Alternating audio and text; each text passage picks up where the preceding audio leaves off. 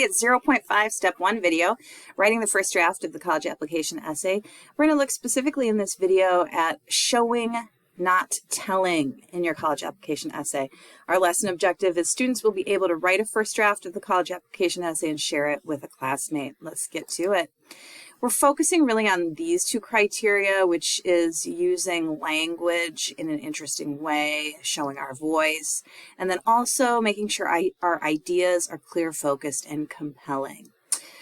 Let's do that by looking at this technique called show, don't tell. It comes from creative writing, and it's a writing technique that is specifically used to try to get the reader to feel what you want them to feel, but instead of telling them what you want them to feel, you immerse the reader in a film-like recreation of an event.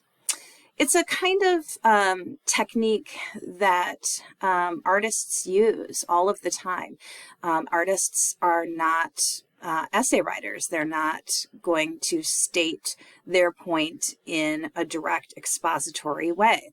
Instead, they're going to recreate something that makes you, the audience, feel what you want them, what they want you to feel.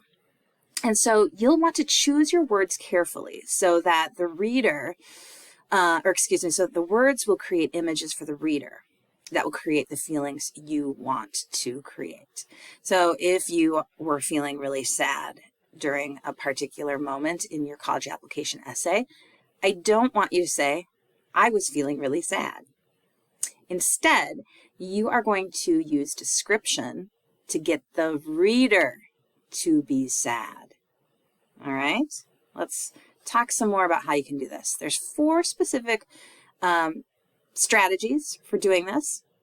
One is to evoke all of the 5 senses. So the 5 senses, of course, are sight, sound, touch, taste, and smell. If you can get the reader to evoke multiple senses and those senses have certain feelings connected with them, you are going to get them feeling how you want them to feel without telling them what you want them to feel. Use specific adjectives, not wonderful adjectives. The word wonderful, for example, doesn't create the same picture for the mind's eye from one person to the next. Instead, you want to use adjectives that are specific and details that create the same picture for each reader, whoever they might be. That's how specific you want to get. Use active verbs. So avoid using passive verbs or verbs that have no connected image with them.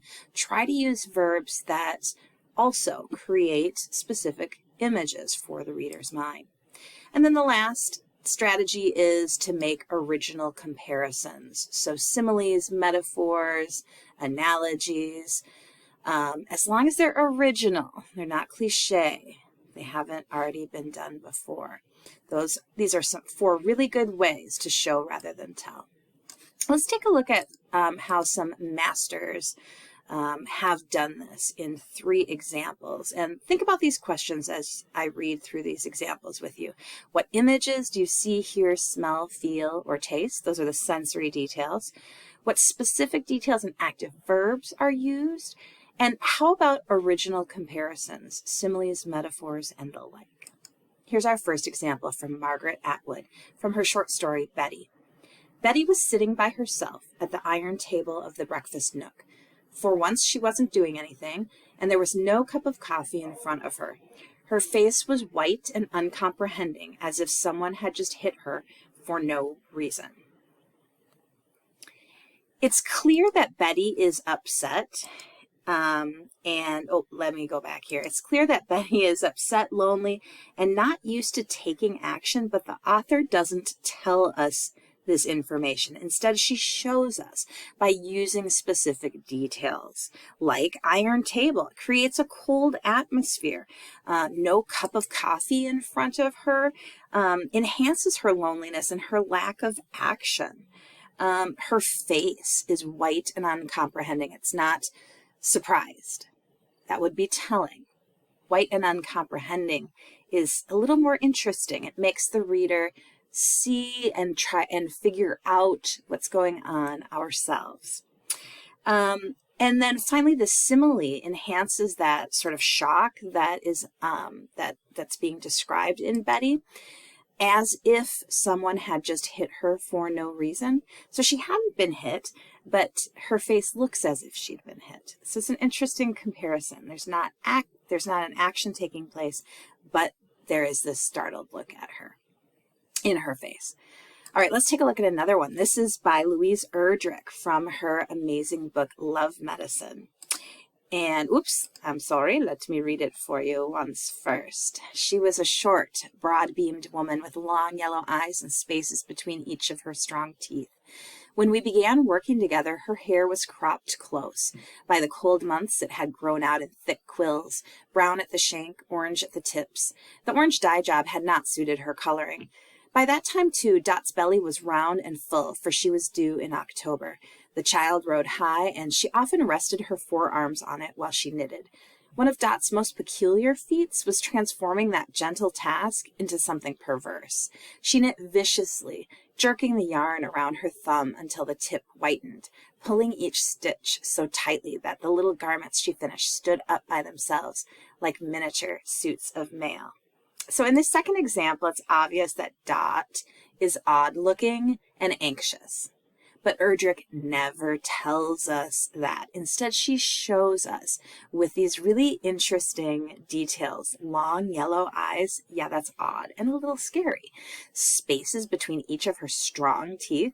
We feel here like maybe Dot is capable of hurting us, and we should be aware of that. There's a little anthropomorphic detail with the thick quills, right? She's being compared to like a porcupine or something. The very specific coloring evokes a sense of sight.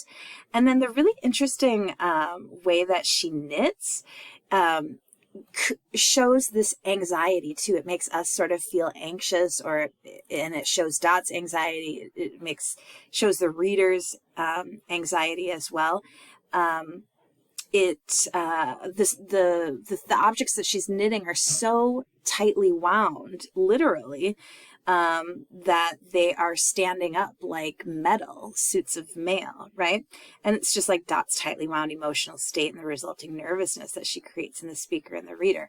So Erdrich never tells us how Dot feels or how the speaker feels about her, but we feel the anxiety, the discomfort, the possibility of some kind of danger or violence from Dot through these wonderful details, through showing rather than telling. Here's the last one, the master herself, Toni Morrison. This is from her book, Song of Solomon. Pressed in the front seat between his parents, he could see only the winged woman careening off the nose of the car. He was not allowed to sit on his mother's lap during the drive, not because she wouldn't have it, but because his father objected to it. So it was only by kneeling on the dove-gray seat and looking out the back window that he could see anything other than the laps, feet, and hands of his parents, the dashboard, or the silver-winged woman poised at the tip of the Packard. But riding backward made him uneasy. It was like flying blind and not knowing where he was going, just where he had been, troubled him. He did not want to see trees that he had passed or houses and children slipping into the spaces the automobile had left behind. Okay, so in this example, we see that the character, his name is Milkman Dead, a very interesting name. They always are in Toni Morrison books. It's clear that Milkman feels stuck and oppressed. Look at that first verb, pressed in the front seat. So he's not sitting in the front seat, he's pressed in the front seat. What a nice active verb that is, that make us feel that oppression. Everything around him, though, seems to be flying, in flight, moving, and so we're sort of in this, stuck on the edges of this continuum of being oppressed and things in flight, right? So he sees the winged woman careening off the nose of the car, another great active verb here. So she is in flight. Even the seat is has this description of dove gray, so there's this connection to birds and flight, but of course there's no flying for Milkman as he's pressed in between his parents. And all he can see are these boring things, right? Or the woman flying, unless he looks out the window. But even then, it's not as if he's flying forward, because he only sees what they have passed, because he's backwards. And so it's only what he sees behind. Then we have this awesome original comparison here. It was like flying blind. So once again, Morrison is able to show how Milkman feels without telling us. He felt stuck and he wanted to get the heck out of there. We instead of telling us those things, she shows us by using all these wonderful specific details, active verbs, and original comparisons.